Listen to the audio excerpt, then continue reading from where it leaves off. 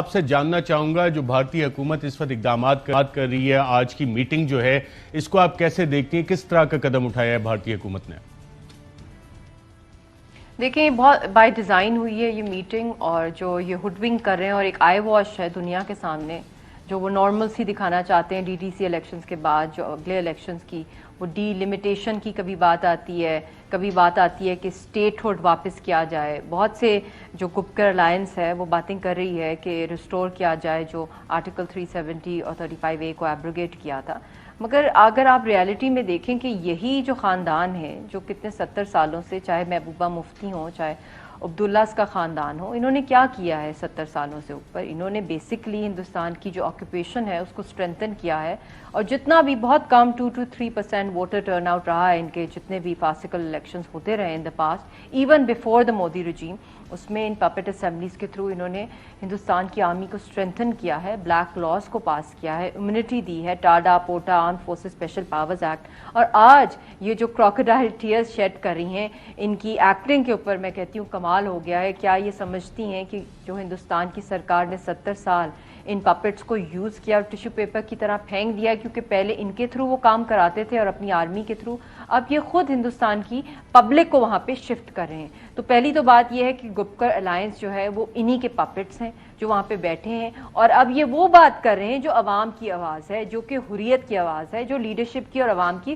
عوام حریت لیڈرشپ تو آج نظر نہیں آئی وہاں پہ. حریت لیڈرشپ کو کیوں نہیں بلایا گیا؟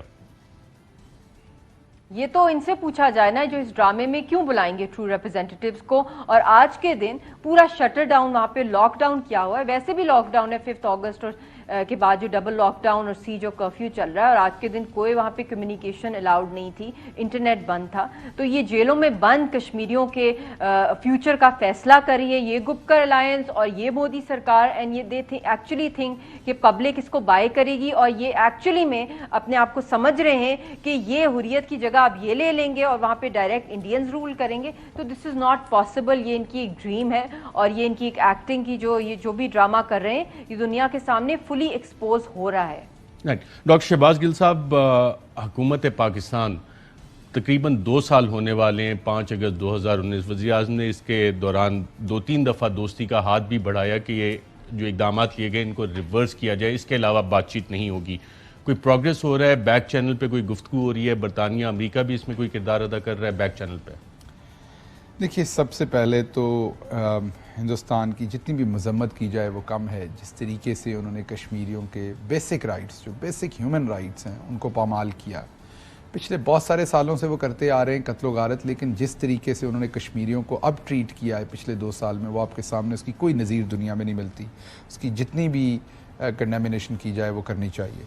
اس کے ساتھ ساتھ جہاں تک رہا حکومت پاکستان کا، تو ہم پہلے دن سے کمیٹڈ ہیں کہ ہم کشمیر کے ساتھ کھڑے ہیں، اور پرائم منسٹر نے ہر فورم پہ ہر جگہ کشمیریوں کے لیے آواز اٹھائی، اور اپنے تقریباً جتنے ان کے انٹرنیشنل جریدوں کے ساتھ انٹرویوز ہوئے ہیں ابھی بھی، اس میں جب بھی سوال ان سے کوئی بھی انٹرنیشنل پیس کے اوپر پوچھا گیا، افغانستان پہ، تو انہوں نے ہمیشہ کشمیر کے ایشو کو، پیلسٹائن کے ایشو کو بیچ میں لائے.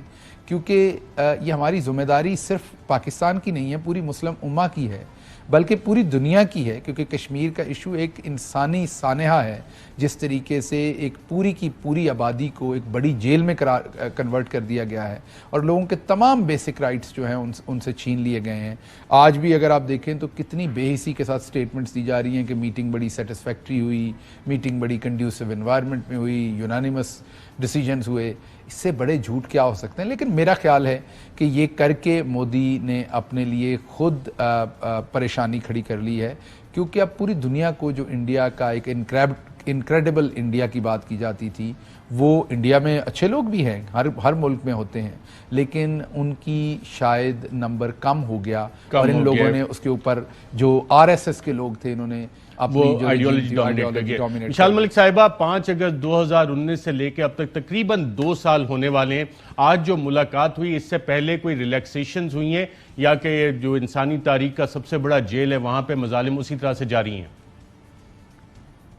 دیکھیں یہ تو 5 اگست کے بعد تو اسٹیٹ لیس کر دیا ہے کشمیری قوم کو، ان کی اٹانومی لے لی ہے، ان کا فلیگ لے لیا ہے، ان کی آئیڈینٹی لے لی ہے اور ان کو ریفیوجی بنا دیا اپنی زمین کے اوپر، ایک ڈسپیوٹڈ ٹیریٹری کی ساری ڈیموگرافی چینج کر کے لاکھوں کی تعداد میں انڈینز کو وہاں پہ ڈومسائلز ووٹر رائٹس دیے جا رہے ہیں.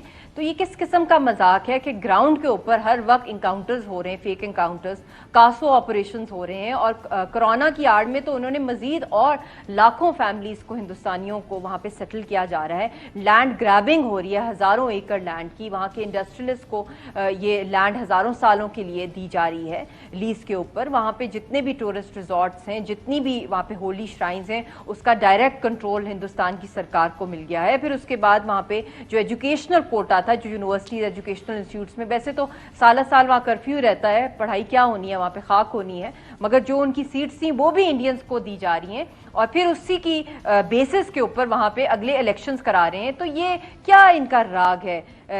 دل کی دوری یا دلی سے دوری، یہ کیا ڈائلاگ بازی یہ چلا رہے ہیں؟ یہ کون سی فلاپ فلم ہے کہ ایک نیا انہوں نے اسکرپٹ لکھا ہے؟ اس کے اوپر میں سمجھتی ہوں کہ پاکستان کی کنڈیمنیشن از ناٹ انف.